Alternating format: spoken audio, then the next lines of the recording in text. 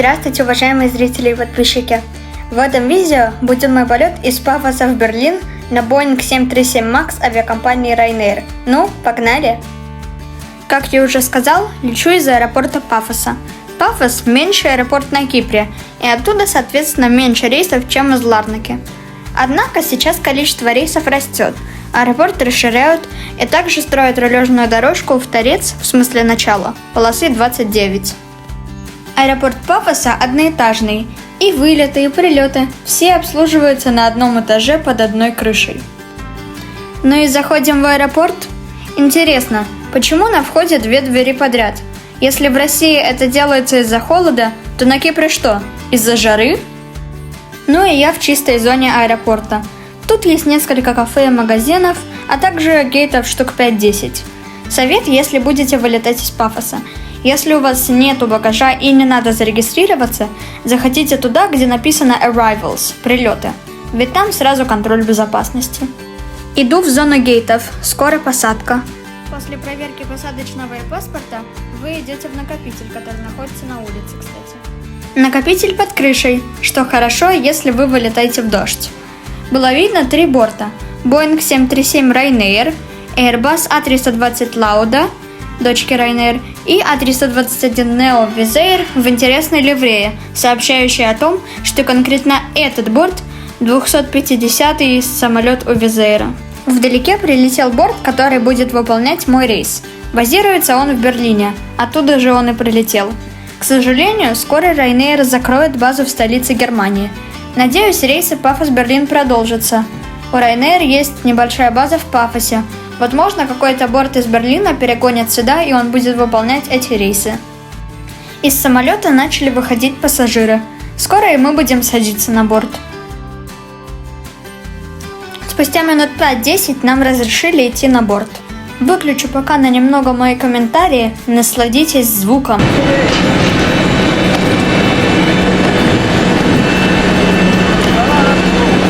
Зашли на борт. Вот такой у меня вид из окна на крыло Боинга. Над головами каждого пассажира есть индивидуальный обдув, хорошо для лоукостера. Вроде бы обдув это опция, и лоукостеры ее обычно не выбирают, чтобы сэкономить деньги. Однако мне кажется, сейчас на любых новых Boeing 737 есть индивидуальный обдув. Напишите мне в комментариях, если это правда. А шаг кресел на борту маленький, типичный для лоукостеров, да и в принципе для Боингов. Вскоре нас уже начали буксировать. Я люблю лоукостеры.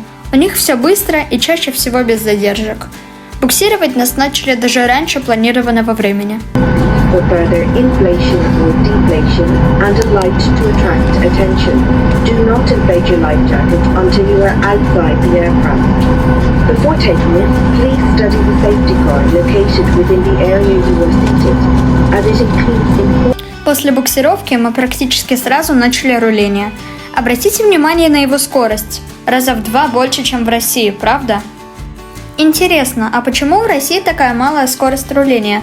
Нет, ну конечно же это потому, что правила другие. Но почему правила другие? Вырулили на полосу и поехали в ее конец. Мы будем взлетать с полосы 11, то есть в сторону гор. Горы не так близко и относительно низкие, так что взлетать в их сторону совершенно безопасно. В конце полосы развернулись и без остановки начали взлет. Обратите внимание на тишину во время взлета, тише, чем даже на A320 Neo.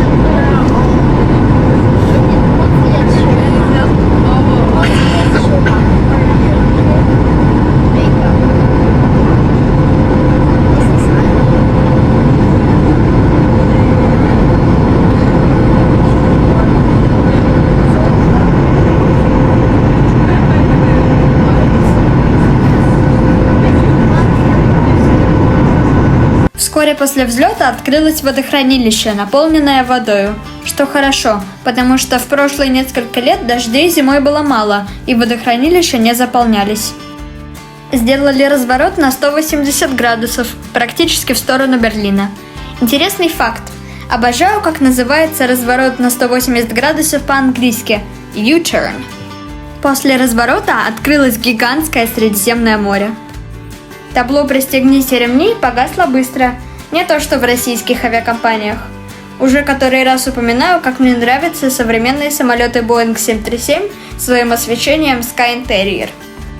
Через минут 20-30 полета показалась Турция, прилетели над городом Анталья и дальше сразу же показались горы, на которых лежал снег. В туалете все стандартно. Может, мне его вообще не стоит показывать, а? Загрузка салона была практически полная, однако осталось немного свободных мест, как и в передней части, так и в задней. В течение обслуживания на передней кухне никого не было, немного поисследовала ее. Остальной полет прошел как-то незаметно, и мы начали снижение для посадки в Берлине. Сама посадка была мягкая, точнее она была мягче, чем обычно у Ryanair.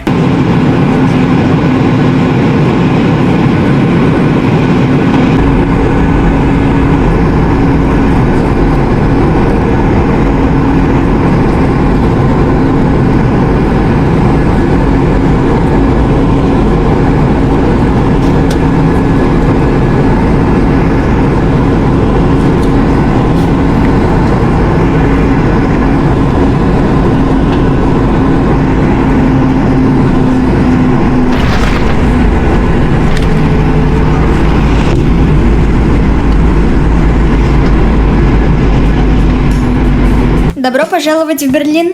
Полет с Ryanair мне понравился, особенно учитывая цену. Аэропорт Берлина большой, в нем два основных терминала. Первый обычный, а второй для бюджетных авиакомпаний. Ryanair летает во второй, что логично. Хотел сказать, нас поставили у телетрапа, а потом вспомнил, что во втором терминале нету телетрапов.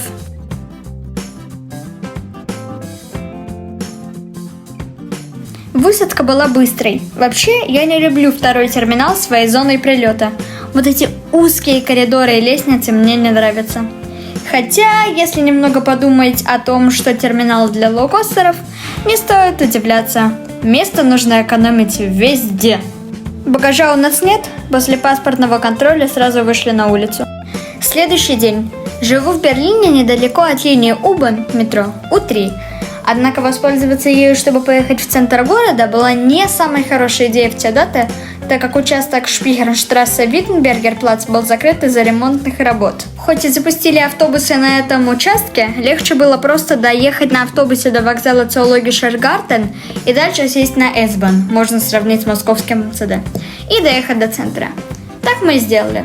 Конкретно нам нужна была станция Александерплац или любая из двух соседних станций. В центре несколько линий S-Bahn сходятся в одну. Чтобы доехать до центра, можно сесть в любой поезд, он довезет.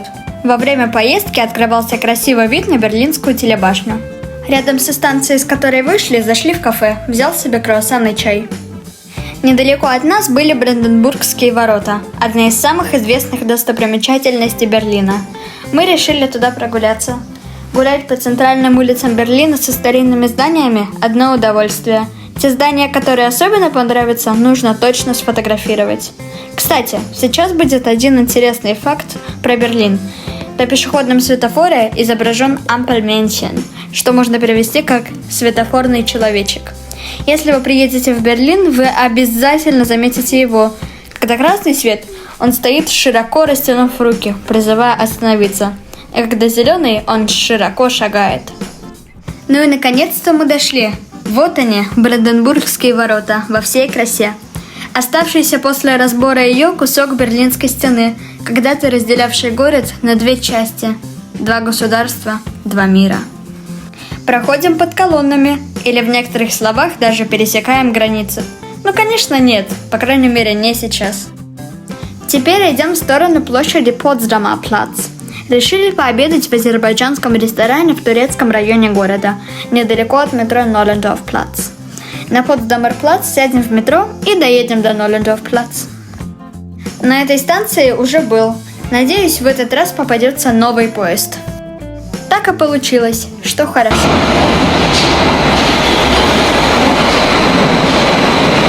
После выхода со станции Ноллендорф-Плац немного и уже дойдем до ресторана.